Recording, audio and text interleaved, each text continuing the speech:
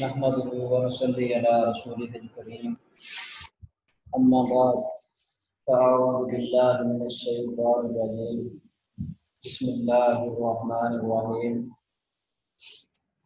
قال الله تعالى في القرآن المجيد والفرقان الحميد وأنزلنا إليك الذكر لتبين للناس ما نزل إليهم ولعلهم يتفكرون۔ سورۃ النحل آیت نمبر 44۔ اللہ پاک نے قرآن پاک میں رسول اللہ صلی اللہ علیہ وسلم پر وحی جو بھیجی ہے اس کو لوگوں تک پہنچانے کی ذمہ داری عائد کی ہے۔ بدل فرماتے ہیں لِتُبَيِّنَ لِلنَّاسِ مَا نُزِّلَ إِلَيْهِمْ، یعنی در حقیقت جو وحی ہے یہ آئی ہی لوگوں کے لیے ہے۔ ہاں رسول اللہ کا ایک واسطہ آیا ہے تاکہ لوگ آپ کے ذریعے من و ان وہ ساری چیزیں سیکھ سکیں، اور وحی قرآن و سنت دونوں شکلوں میں اتری ہے، اور دونوں شکلوں کی ہی ذمہ داری اللہ پاک نے اس کو محفوظ رکھنے کی اور لوگوں تک پہنچانے کی اپنی ڈیوٹی لگائی ہے۔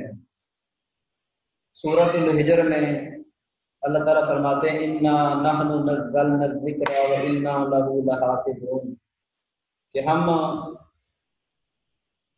قرآن اور حدیث جو ذکر ہے، جو لوگوں کے لیے نصیحت ہے، ہدایت نامہ ہے، اس سارے کو محفوظ رکھنے کی ذمہ داری اپنے اوپر عائد کرتے ہیں۔ اور رسول اللہ صلی اللہ علیہ وسلم ساری عمر یہی وحی لوگوں تک پہنچاتے رہے ہیں، اور مکمل دین رسول اللہ صلی اللہ علیہ وسلم نے لوگوں تک پہنچایا۔ اس کی ایک دلیل حافظ ابن ابی عاصم کی کتاب السنہ، اس میں 49 نمبر یہ روایت ہے کہ رسول اللہ صلی اللہ علیہ وسلم خود فرماتے ہیں لَقَدْ تَرَكْتُكُمْ عَلَى مِثْلِ الْبَيْضَاءِ لَيْلُهَا كَنَهَارِهَا لَا يَزِيغُ بَعْدِي مِنْهَا إِلَّا هَالِكٌ، کہ میں جو شریعت چھوڑے جا رہا ہوں وہ اس قدر مکمل سفید اور پوری ہے کہ اس میں دن اور رات برابر ہے، مطلب اس کی جو اچھائیاں ہیں وہ بالکل واضح ہیں، برائیاں جو ہیں اس نے شریعت نے ان کو بالکل واضح کر دیا ہے۔ تو اس روایت سے رسول اللہ صلی اللہ علیہ وسلم کے فرمان سے یہ بات ثابت ہوتی ہے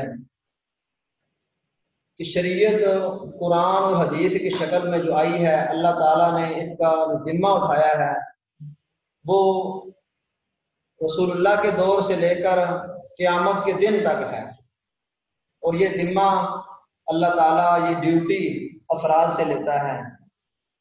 رسول اللہ صلی اللہ علیہ وسلم کے بعد صحابہ کرام رضوان اللہ علیہم اجمعین نے، پھر تابعین نے، تبع تابعین نے، محدثین نے یہ ڈیوٹی سر انجام دی، اور قرآن جو وحی کی شکل میں اترا تھا، حدیث جو وحی کی شکل میں اتری تھی، اس کی کتابت خود رسول اللہ صلی اللہ علیہ وسلم نے اپنے دور میں صحابہ کرام نے، تابعین نے، تبع تابعین نے کروائی۔ تو یہ ایک فریضہ تھا امت مسلمہ پر، جس کا اللہ تعالیٰ نے حکم بھی دیا ایک گروہ خیر کی دعوت دے۔ تو یہ ساری خیر اور اچھائی جو رسول اللہ صلی اللہ علیہ وسلم کے فرامین تھے، احادیث نبویہ تھی، ان کو محفوظ کرنا یہ بھی ایک بہت اہم کام تھا۔ تو شریعت کے مسائل لوگوں تک پہنچانے والے محدثین ہیں، ایک نامی امام بخاری رحمہ اللہ کا بھی ہے۔ امام بخاری رحمہ اللہ کا نام اس قدر معروف ہے، ان کی کتب اس قدر معروف ہیں جو کہ کسی تعارف کی محتاج نہیں ہے، لیکن رسول اللہ صلی اللہ علیہ وسلم کے فرامین پہنچانے والی، ان کو محفوظ کرنے والی، ان کی کتابت کرنے والی یہ ہستی جس کو لوگ امام بخاری کے نام سے جانتے ہیں۔ یہ کون تھے، ان کا نسب نامہ کیا ہے، ان کے بارے میں چند ایک معلومات میں آپ احباب کے سامنے شیئر کروں گا۔ یہ معلومات کیوں ضروری ہیں؟ اس لیے ضروری ہیں کیونکہ کتاب صحیح البخاری یہ بعد میں ہے، پہلے امام بخاری کا وجود ہے۔ جب تک کتاب لکھنے والے کے بارے میں معرفت ہمیں نہیں ہوگی، ان کے بارے میں ہمارے دل ان کی اچھائی پر، ان کی صداقت پر مطمئن نہیں ہوں گے، تب تک ہم صحیح البخاری سے صحیح فائدہ بھی نہیں اٹھا سکتے۔ یہاں پر ایک بات یہ یاد رکھیں، جو اسباق فضیلت الشیخ ابن بشیر الحسینوی صاحب کی طرف سے ہمارے ذمے لگائے گئے ہیں، یہ اسباق ہمارے قد سے بہت زیادہ بڑے ہیں۔ صحیح البخاری ایک مایا ناد کتاب ہے، جس کے بارے میں فضیلت الشیخ تنزیل الرحمان صاحب آپ سے گفتگو کر رہے تھے۔ تو چونکہ دین جو آپ کے پاس ہے اتنا آپ نے لوگوں تک پہنچانا ہے، تو ہم بھی انشاءاللہ کوشش کریں گے کہ ہم اس ڈیوٹی کو مکمل طور پر ادا نہیں کر سکتے، ہاں کوشش کریں گے کہ جو چیزیں ہم اکٹھی کر کے لائیں وہ آپ کے سامنے شیئر کر سکیں، اور اپنے علم کو مضبوط کرنے کے بعد آپ کے علم میں اضافہ کرنے کا سبب بن سکیں۔ تو میری جو ڈیوٹی ہے وہ یہ ہے کہ امام بخاری رحمہ اللہ نے احادیث سے جو مسائل اخذ کیے ہیں، اس حدیث کی کتاب کی ایک شرح امام ابن حجر رحمہ اللہ نے لکھی، تو اس شرح کے اندر امام ابن حجر رحمہ اللہ نے احادیث کس طرح استنباط کیے ہیں، مسائل کس طرح اخذ کیے ہیں، ان باتوں کو ہم شیئر کریں گے۔ تو پہلے 2-3 لیکچر جو میں آپ کے سامنے شیئر کروں گا وہ یہ ہوں گے، امام بخاری رحمہ اللہ کون تھے، امام بخاری کی ثقافت علماء کے ہاں کیا تھی، مقام و مرتبہ کیا تھا، اور امام بخاری رحمہ اللہ کو غیر کس نظر سے دیکھتے ہیں۔ یہ باتیں شیئر کرنے سے مقصود صرف یہی ہے کہ امام بخاری رحمہ اللہ کی شخصیت ہمارے سامنے واضح اور نمایاں ہو جائے۔ تو یہاں پر یہ اضافی بات یاد رکھیں، اللہ تعالیٰ نے شریعت انبیاء کے ذریعے نازل کی ہے، انبیاء کو اللہ تعالیٰ نے نبوت دینے کے بعد معصوم عن الخطا قرار دیا دینی مسائل کے اندر، کہ وہ گناہ سے محفوظ ہیں، شیطان ان پر حملہ نہیں کر سکتا۔ امام بخاری رحمہ اللہ ہوں یا امام بخاری رحمہ اللہ کے اساتذہ ہوں یا صحابہ کرام کی ذاتیں ہوں، یعنی کہ دنیا کا نیک پارسا شخص جس سے آپ جتنی بھی عقیدت کر لیں، اس کو معصوم عن الخطا قرار دینا یہ غلطی ہے، یہ کرنا درست نہیں ہے۔ تو ایک انسان کی اچھائیاں بہت زیادہ ہیں، اس کی اچھائیوں کو تذکرہ کیا جائے، نہ کہ برائیوں کا، نہ کہ اس کے غلط مسائل کا۔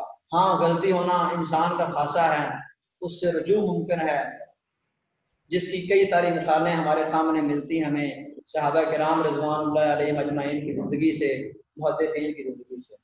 تو آج کا ہمارا لیکچر امام بخاری رحمہ اللہ کی حالات زندگی کے بارے میں ہے۔ سب سے پہلے امام بخاری رحمہ اللہ کا نام محمد بن اسماعیل بن ابراہیم بن مغیرہ بن بردزبہ الجوفی۔ امام بخاری رحمہ اللہ کا نام کیا ہے؟ محمد بن اسماعیل بن ابراہیم بن مغیرہ بن بردزبہ الجوفی۔ بردزبہ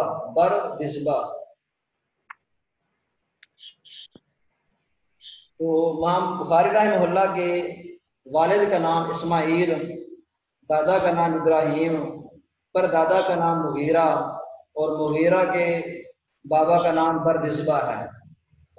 بردزبہ یہ فارسی زبان کا لفظ ہے، فارسی کا، جس کا معنی کاشتکار کے معنی میں استعمال ہوتا ہے بردزبہ۔ تو یہ بردزبہ جو مغیرہ کے والد ہیں، یہ مجوسی مذہب سے تعلق رکھتے تھے، فارس کے رہنے والے تھے۔ تو یہ ان کی وفات موت یہ حالت مجوسیت میں ہی ہوئی تھی۔ یہ آپ دیکھیں مدثاری مقدمہ جو امام ابن حجر رحمہ اللہ نے لکھا ہے فتح الباری کا، اس کے اندر یہ بات آپ کو صفحہ 477 پر مل جائے گی، جہاں پر امام بخاری رحمہ اللہ کا مکمل نام نسب نامہ لکھا ہوا ہے اور کچھ تفصیل یہ دی ہوئی ہے۔ اور الجوفی یہ لفظ کیوں لکھا گیا؟ یہ یمن کا ایک مشہور قبیلہ ہے جوفی، جو کہ امام بخاری رحمہ اللہ کے والد اسماعیل کے دادا مغیرہ، جو ہم نے پڑھا کہ ابراہیم بن مغیرہ یہ جمان الجوفی جو بخارا کے اس وقت والی تھے، ان کے ہاتھ پر یہ مسلمان ہو گئے تھے۔ مغیرہ جو بردزبہ کے بیٹے ہیں، تو اس وجہ سے یمن کہ اس قبیلے الجوف یمان الجوفی کی نسبت کی وجہ سے امام بخاری رحمہ اللہ کے نام کے ساتھ الجوفی لکھ دیا گیا۔ امام بخاری رحمہ اللہ کے والد اسماعیل، ان کی کنیت ابو الحسن ہے، جو امام بخاری رحمہ اللہ کی بالکل بچپنے میں وفات پا گئے تھے، چھوٹی عمر میں ہی۔ تو اسماعیل یہ کون تھے؟ امام بخاری رحمہ اللہ کے باپ۔ یہاں پر ایک بنیادی نقطہ یاد رکھیں، پڑھے لکھے گھرانوں میں اکثر بیشتر اولاد کو یہ مواقع فراہم ہوتے ہیں کہ اولاد پڑھ لکھ جاتی ہے۔ امام بخاری رحمہ اللہ نے جس خاندان میں آنکھ کھولی تھی وہ مسلمانوں کا خاندان تھا، بلکہ محدثین کا خاندان بن چکا تھا۔ اسماعیل امام بخاری رحمہ اللہ کی جو والد تھے، یہ عبداللہ بن مبارک رحمہ اللہ سے ان کی ملاقات تھی، حدیث کے راوی تھے، اور بیشتر بڑے بڑے محدثین سے انہوں نے روایات بیان کی ہیں۔ تاریخ اسلام امام ذہبی کی کتاب ہے، اس کی جلد نمبر 19 صفحہ نمبر 239 میں امام بخاری رحمہ اللہ کے والد کے بارے میں کچھ ارادے زندگی لکھے ہیں۔ تو امام بخاری رحمہ اللہ کو ملنے والے القاب مختلف علماء کی طرف سے، مختلف محدثین کی طرف سے، تو امام بخاری رحمہ اللہ اپنے دور میں اپنی زندگی میں اپنا سکہ منوا چکے تھے۔ تو بعد میں جو آپ کو لقب ملے، ان القاب میں بہت بہترین جو لقب ہے وہ کیا تھا؟ امیر المومنین فی الحدیث۔ کیا ہے؟ مومنوں کا حدیث میں جو امیر ہے وہ کیا ہے؟ وہ ہیں امام محمد بن اسماعیل بن ابراہیم بن مغیرہ بن بردزبہ الجوفی۔ یہاں پر ایک نقطہ یہ بھی یاد رکھیں، انسان کی اچھائیاں جو انسان دین کی خاطر کرتا ہے وہ اس قدر عمدہ ہیں کہ وہ تذکرہ خیر بن جاتا ہے انسان کی پوری نسل کے لیے۔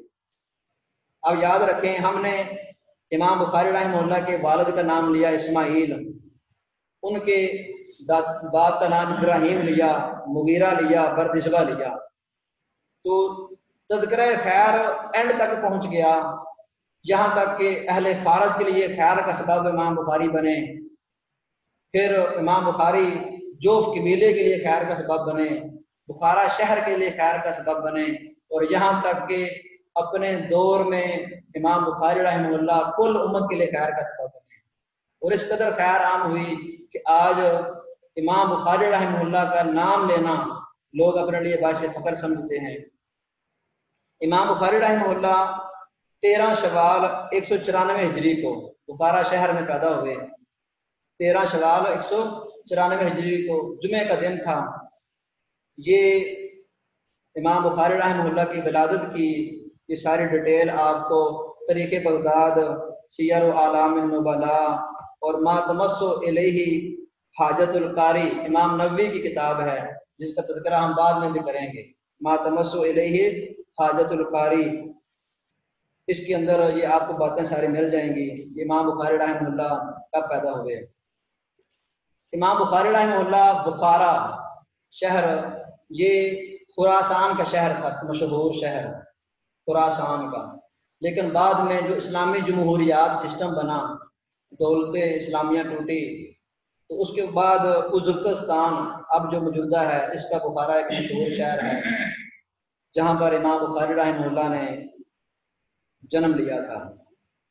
امام بخاری رحمہ اللہ بچپن سے ہی یعنی کہ بالکل کم عمری سے ہی طلب حدیث کے لیے نکل پڑے تھے. اور امام بخاری رحمہ اللہ اپنے بیان دیتے ہیں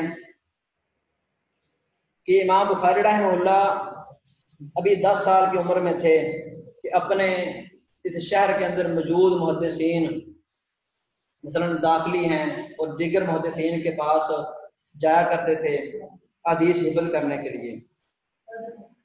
تو امام بخاری رحمہ اللہ کو اللہ تعالیٰ نے یعنی کہ بنیادی طور پر شروع سے ہی چن لیا تھا. اس کی ایک مثال کیا ہے؟ امام بخاری رحمہ اللہ ایک دن اپنے استاد امام داخلی کے مجلس میں بیٹھے تھے. انہوں نے ایک سند پڑھی سفیان عن ابی زبیر عن ابراہیم. اس کا یہ سند جب استاد نے پڑھی سفیان عن ابی زبیر عن ابراہیم، تو امام بخاری رحمہ اللہ کے اوپر 10 سال ہے. کتنی ہے؟ 10 سال کی عمر میں امام بخاری رحمہ اللہ نے ان کو کیا کہا؟ استاد محترم یہاں ابو زبیر کوئی روایت ابراہیم سے بیان نہیں کرتا، کوئی روایت ابو زبیر ابراہیم سے تو بیان ہی نہیں کرتا. استاد نے امام بخاری رحمہ اللہ کو ڈانٹا. امام بخاری رحمہ اللہ کے اصرار پر امام بخاری رحمہ اللہ نے کہا کہ استاد محترم آپ اپنا اصلی نسخہ لائیں. تو وہ اندر گئے، اپنا اصلی نسخہ دیکھا تو وہاں پر ابو زبیر کا تذکرہ نہیں تھا. پھر امام بخاری رحمہ اللہ نے کہا کہ یہ ابو زبیر نے خالی زبیر ہے. یہ کیا ہے؟ خالی زبیر ہے جو ابن عدی ہے. یعنی کہ امام بخاری رحمہ اللہ کی قوت حافظہ اور بچپن سے حدیث کا علم سیکھنے کی طرف یہ توجہ تھی. اور امام بخاری رحمہ اللہ خود اپنے بارے میں کہتے ہیں کہ میری عمر 16 سال تھی جب میں نے عبداللہ بن مبارک رحمہ اللہ امام وکیع کی تمام کتب کیا کر لی تھی؟ زبانی یاد کر لی. 16 سال کی عمر میں امام بخاری نے عبداللہ بن مبارک رحمہ اللہ کی کتب اور امام وکیع کی کتب و زبانی یاد کر لی تھی. تو یہ کتب یاد کرنے کے بعد امام بخاری رحمہ اللہ کے بھائی کو امام بخاری رحمہ اللہ کی والدہ امام بخاری رحمہ اللہ کو لے کر حج کے لیے روانہ ہوئے. تو حج پر جانے کے بعد امام بخاری رحمہ اللہ وہاں واپس نہیں آئے. امام بخاری رحمہ اللہ وہاں پر ہی علم حاصل کرنے کے لیے حدیث سیکھنے کے لیے بیٹھ گئے. تو امام بخاری کی والدہ اور ان کے بھائی واپس بخارا شہر تشریف لے آئے تھے.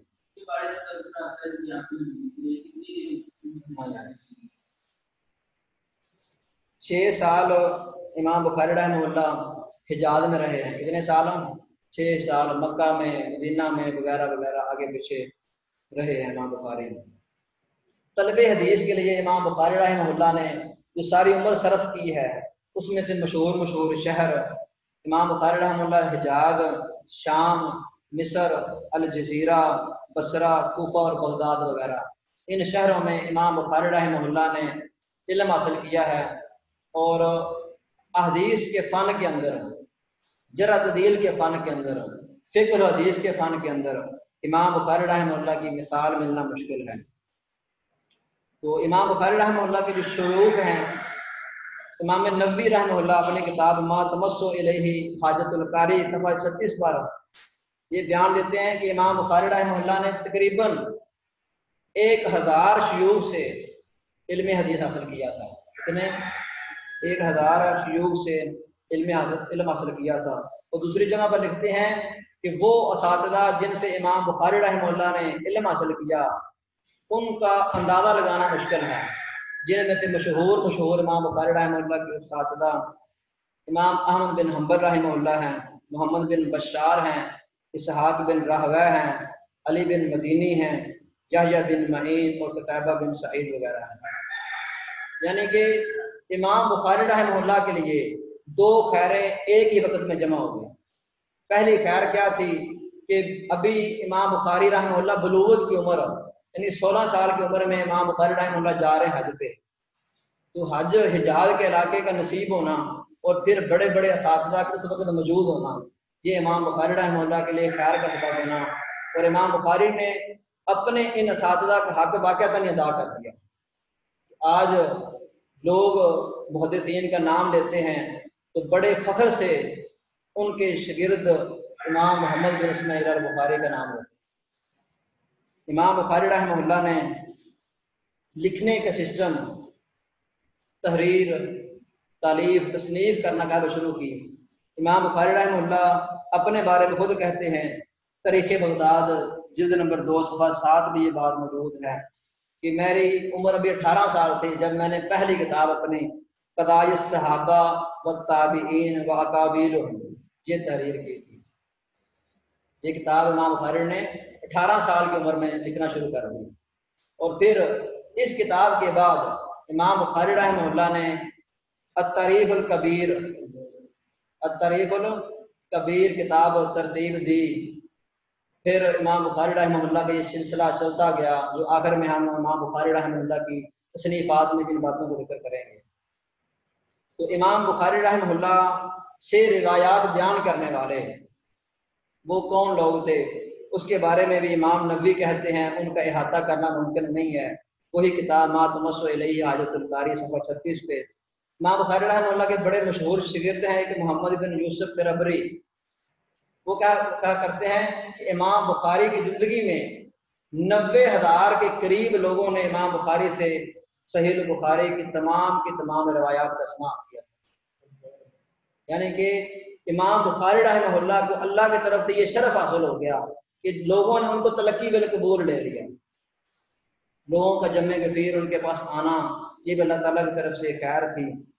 تو حیران کن سسٹم، امام بخاری رحمہ اللہ کے آپ اساتذہ دیکھیں اور پھر شاگرد جو امام بخاری رحمہ اللہ سے پڑھ رہے ہیں وہ بھی بلا کے ہیں جن کو لوگ بڑے مشہور و معروف نام سے جانتے ہیں، جن میں امام مسلم رحمہ اللہ ہے، امام ترمذی رحمہ اللہ ہے، امام نسائی ہیں، امام ابن خزیمہ رحمہ اللہ ہیں، ابن ابی دنیا ہیں، ابو حاتم رازی ہیں، ابو زرع ہیں، ابراہیم بن اسحاق ہیں۔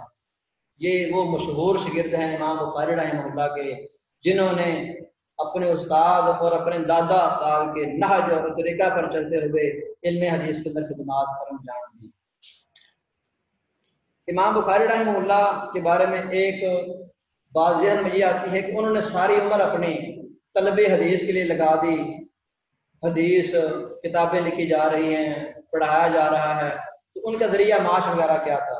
ذریعہ معاش امام بخاری رحمہ اللہ کے والد جو بچپن میں فوت ہو گئے تھے، وہ جو سرمایہ چھوڑ کر گئے تھے امام بخاری رحمہ اللہ نے وہ سارا سرمایہ مضاربت پر لگا دیا، یعنی کسی بندے کو پیسے دے دیے، وہ جو جائیداد تھی وہ کسی بندے کے حوالے کر دی، اسی کے ذریعے امام بخاری رحمہ اللہ کو جو پیسے ملتے تھے اسی پر امام بخاری رحمہ اللہ نے اپنے ساری عمر گزارا کیا ہے۔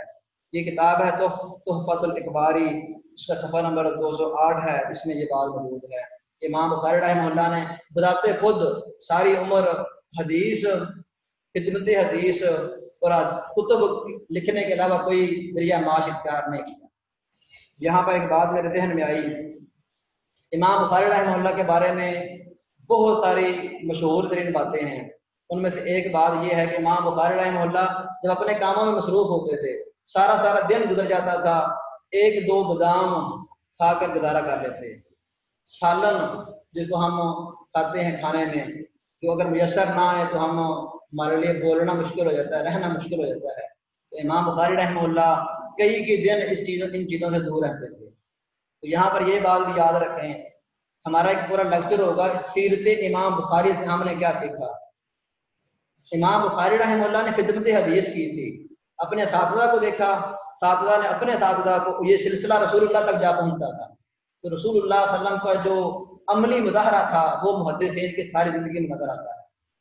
تو چونکہ رسول اللہ صلی اللہ علیہ وسلم خود بھی بالکل کفایت شعری کے مطابق زندگی گزار کے گئے ہیں، تو رسول اللہ صلی اللہ علیہ وسلم کے طرز عمل پر محدثین کرام نے بھی وہی فریضہ جو انبیاء کا فریضہ تھا وہی ادا کرتے ہوئے کفایت شعری سے زندگی گزاری ہے۔ امام بخاری رحمہ اللہ کئی ایک تصنیفات کر کے گئے ہیں جن میں مشہور و معروف کتاب جس کا پڑھنے کا پڑھانے کا موقع اللہ تعالیٰ نے ہمیں دیا ہے، اللہ تعالیٰ ہمیں مزید محنت کرنے کی توفیق عطا فرمائے، اور صحیح البخاری کا حق ادا کرنا اللہ جانتا ہے یہ اسباق بڑے بڑے شیوخ الحدیث کے ہیں جو یعنی یہ کام کر سکتے ہیں۔ تو امام بخاری رحمہ اللہ نے اپنی الجامع صحیح کے علاوہ بھی کئی کتابیں لکھی ہیں جن میں الطریق الکبیر ہے، الطریق الاوسط ہے، الطریق الصغیر ہے، خلق و افعال العباد ہے، کتاب الضعفاء ہے، الادب المفرد ہے، اور اس طرح چھوٹے موٹے جز امام بخاری رحمہ اللہ نے ترتیب دیے ہیں، جز القراءۃ خلف الامام ہے، جز رفع الیدین ہے، وغیرہ وغیرہ۔ امام بخاری رحمہ اللہ نے اپنی ساری زندگی خدمت حدیث میں گزاری، تو یہ مختصر تعارف تھا امام بخاری رحمہ اللہ کا۔ تو یہاں پر یہ سورج اللہ تعالیٰ نے طلوع کیا امت کی خیر کے لیے، امت کی اچھائی کے لیے، بھلائی کے لیے۔ یہ سورج 256 ہجری کو عید الفطر کی رات غروب ہوا۔ امام بخاری رحمہ اللہ نے کل 13 دن کم 62 سال عمر پائی تھی، 13 دن کم 62 سال عمر، یعنی بچپن سے لے کر 10 سال کی عمر سے لے کر امام بخاری رحمہ اللہ 62 سال تک خدمت حدیث میں لگے رہے، حدیث کو ترویج دینے میں لگے رہے۔ یہ امام بخاری رحمہ اللہ کی کتب کا تذکرہ اور امام بخاری رحمہ اللہ کی یہ وفات حدث ساری صفحہ 493 میں جو مقدمہ فتح الباری کے نام سے مشہور ہے اس میں موجود ہے۔ تو امام بخاری رحمہ اللہ کے حالات زندگی یہ آپ کے سامنے بیان کرنے کا مقصد صرف یہی ہے کہ آپ امام بخاری رحمہ اللہ کی زندگی سے واقف ہو سکیں۔ تو امام بخاری رحمہ اللہ کی یہ حالات زندگی جو میں نے آپ کے سامنے مختصر پیش کیے ہیں، یہ آپ مختلف کتابوں سے ان کو پڑھ سکتے ہیں۔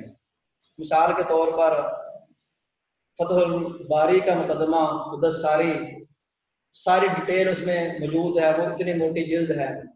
دوسرا یہ مولانا محمد داؤد راز صاحب کا مکتبہ قدوسیہ والوں نے جو ترجمہ شائع کیا ہے، مختصر تشریح شائع کی ہے، اس کے شروع میں یہ کتاب میرے سامنے ہے،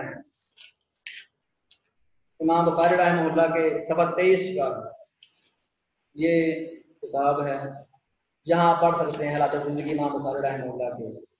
تو امام بخاری رحمہ اللہ کی جو باحوالہ سارے حالات زندگی ہیں، یہ کتاب ہے پروفیسر ڈاکٹر فضل اللہ صاحب کی، فضل الباری فی تکمیل صحیح البخاری۔ اس کتاب کے 3 ابواب قائم کیے ہیں ڈاکٹر پروفیسر فضل اللہ صاحب نے۔ پہلا باب ہی امام بخاری رحمہ اللہ کے حالات زندگی پر ہے، تو یہاں پر جو کمی کوتاہی رہ گئی وہ آپ پوری کر سکتے ہیں۔ یہ حالات زندگی سیرت امام بخاری صفحہ نمبر 41 سے لے کر 47 تک یہ بات لکھی ہوئی ہے، یہ آپ دیکھ سکتے ہیں۔ یہ کتاب نصرت الباری فی بیان صحت البخاری، انہوں نے بھی مختصر طور پر امام بخاری رحمہ اللہ کے حالات زندگی بیان کیے ہیں۔ ایک ہمارا لیکچر ہوگا امام بخاری رحمہ اللہ کی قدر و قیمت، امام بخاری رحمہ اللہ کی جو صحیح البخاری ہے، جس طرح شیخ صاحب نے بیان کیا، انہوں نے صحیح البخاری کے بارے میں بتایا۔ تو ہمارا لیکچر ہوگا امام بخاری کو اپنے تو مانتے ہی ہیں، غیر کس طرح مانتے ہیں، جو امام بخاری رحمہ اللہ کے مد مقابل ان کے دور میں تھے یا بعد میں تھے، انہوں نے بھی امام بخاری کو مانا ہے۔ صحیح بخاری اور امام بخاری احناف کی نظر میں مولانا محمد ادریس ظفر صاحب کی کتاب ہے، اس سے بھی چند چیزیں میں نے لی ہیں۔ تو اس طرح امام بخاری رحمہ اللہ کی سیرت پر کئی ایک کتابیں اردو میں، عربی میں ترتیب دی جا چکی ہیں، یعنی کہ شروع سے ایک سلسلہ چلا آ رہا ہے۔ مثلا الامام البخاری و صحیح ہو، یہ بھی امام بخاری کے بارے میں کتاب ہے۔ پھر سیرت امام بخاری کے بارے میں بستوی کی کتاب ہے، مفصل کتاب ہے، آپ اس کو دیکھ سکتے ہیں۔ یعنی کہ بخاری کے متعلق جتنی بھی شبہات ہیں، ان کے شروع میں جو بھی آپ کتاب دیکھیں گے وہاں پر آپ کو امام بخاری رحمہ اللہ کے حالات زندگی مل جائیں گے۔ انہی باتوں پر میں اتفاق کرتا ہوں۔ اللہ تعالیٰ ہمیں امام بخاری رحمہ اللہ کی زندگی سے اور ان کے کردار سے نصیحت حاصل کرنے کی توفیق عطا فرمائے۔